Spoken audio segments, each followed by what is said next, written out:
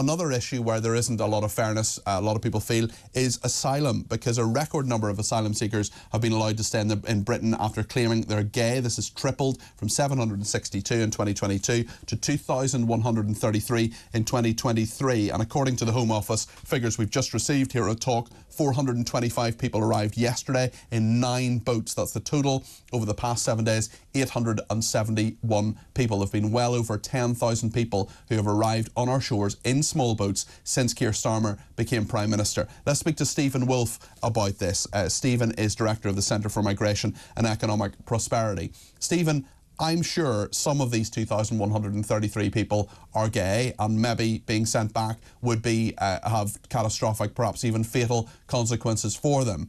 But how can we be sure they're all telling the truth? Well, it's a difficult question, but you've just led with the issue about hate speech. And this particular topic we're now going to be discussing is going to be one of those areas that we know of that will be monitored by people outside and potentially facing, just from expressing a view on what we think are Home Office figures, could potentially fall within that. And we know, both as journalists and as researchers, that this is a difficult area. And what I will say about that is that when you look at the numbers, 767 2 years ago compared to over 2,500 now, a 300-400% increase in the numbers of people claiming to be gay or LGBT under the definitions for asylum claims. It coincides with the law being passed by the Conservative government, the Illegal Migration Act. And under that act, you could be removed just for coming across the border. And one of the areas that you are protected from under both the ECHR and the UNHCR is that of being a sexual orientation. It makes it easier for you to claim asylum under that. And I can point out the reasons why under international law if you wish. Go for it. Yes, I'd like you to. Yes, so what you have is you have 2 elements to this. The government issued the asylum policy instructions, sexual orientation in asylum claims. And one of the parts that they make very clear about that, and I quote here from the United Nations High Commission Refugees Guidelines, but more important, they have a principle called the Yogyakarta Principles. And it says, it is understood a person's capacity for profound emotional, affectional and sexual attraction are not just physical. It's only if you feel that you have these emotional attractions to someone of the opposite sex. So when caseworkers under our asylum policies make an assessment of somebody who makes a claim, they don't have to prove that they're physically engaged in sexual activity. They only have to say they're physically attracted to someone of the opposite sex. And that's an easy thing to lie about. Yeah, so and I think it is something that's easy to lie about, and more importantly and more difficult for the caseworkers is how do you assess whether someone is telling the truth or not?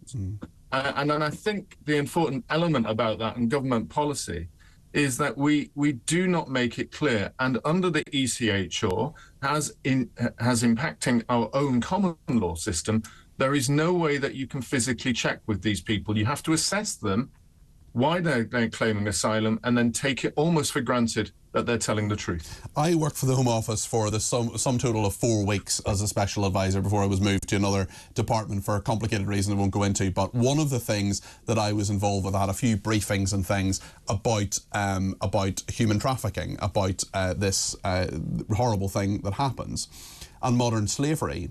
And what I was told is that often you have asylum seekers who will, and you'll know about this as well, Stephen, who are literally on the steps of the plane about to be deported, and they say, well, I was a modern slave.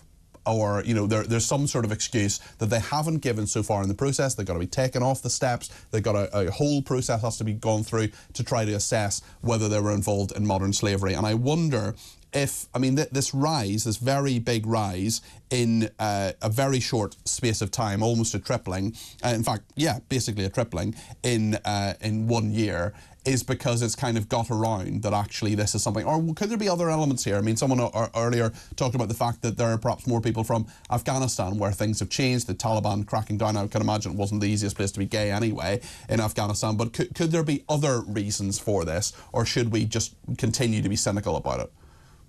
I think cynicism is important when we're looking at government policy nowadays, unfortunately. We have been shown how governments are hiding information when it comes to big cases like the post office, for example, or indeed the infection of people with blood. We can see what's happening in the two-tier policing system when it appears that if you're of one particular political persuasion, a tweet will send you a police officer to you or potentially go to prison. And as you pointed out, other instances where you're supporting, say, Hamas is not.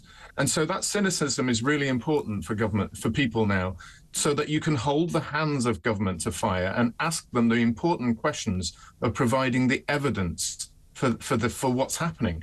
And I think it's really important for the government and the Home Office to provide us the real assessments, the real factual information of why these people are coming and from what countries they are.